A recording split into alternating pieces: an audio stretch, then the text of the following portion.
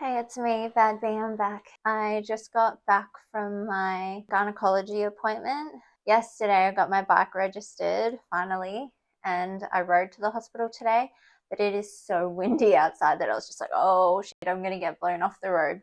It was fine. I mean, it was a bit windy. Decided to ride to the hospital. It was really nice. This little kid who was crossing the street and he smiled at me. I got there. It wasn't an outpatients 3 where I usually have my appointments. It was an outpatients 1. So originally I went to the wrong spot. It was packed. This is where all the broken bones and x-rays happen, I guess. It was the old emergency department. My appointment was at 10:20. I got there at 1:15.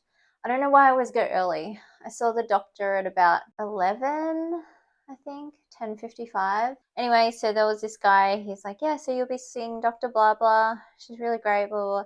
And she's like my age, really nice. I've been wanting to get an oophorectomy since I found out I'll have to do 10 years of Zoladex injections. It gives me way too much anxiety. I have a full panic attack every time I have to do them.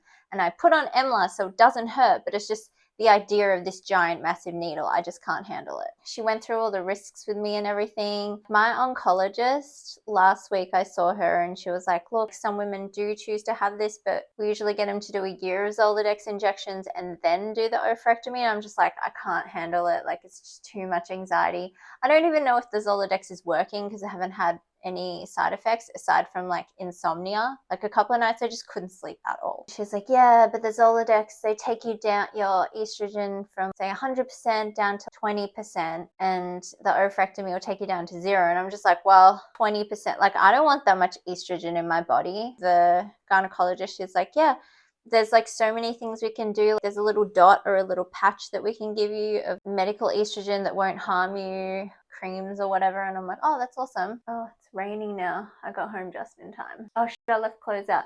Okay, I'm gonna have to finish this video. Ugh, they're gonna get wet anyway. It's laparoscopic, so they go in through your belly button and then a couple of little holes in your left side, because that's where they do it, and they blow up your stomach cavity full of gas and then they whip them out. And she's like, obviously there's risk of bleeding and infection and whatever. I'm like, okay, same as every surgery. Am I gonna get a scar on my belly button? She's like, no, you'll have a little line. I mean, in the scheme of things, she's like, oh, if we need to go, if something goes wrong, we might have to do a cesarean scar. And I was just like, ugh, I don't want that. Fingers crossed it doesn't happen, because it's a 45-minute surgery. And she's like, yeah, if you're really into the idea, we can try to get you in as quickly as Monday. And I was like, oh, that's awesome. But then my husband is coming down and we were going to do some track days on the bikes maybe after. It was really good. It was a really positive appointment. She gave me this pamphlet thingy. I have basically decided already, because I cannot handle the Zoladex for 10 years, every month for 10 years. And it really depends on who does it too. So the first one,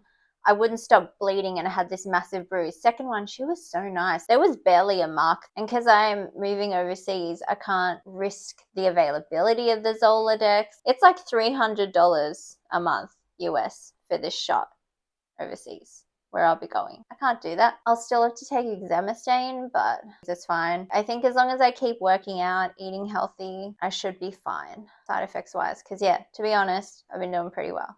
Touch wood, I don't want any other side effects. But yeah, it's been 2 months. Stay tuned for my laparoscopic oophorectomy and other cancer things and bike things and expat life things. My hair's growing back. Yeah, stay tuned.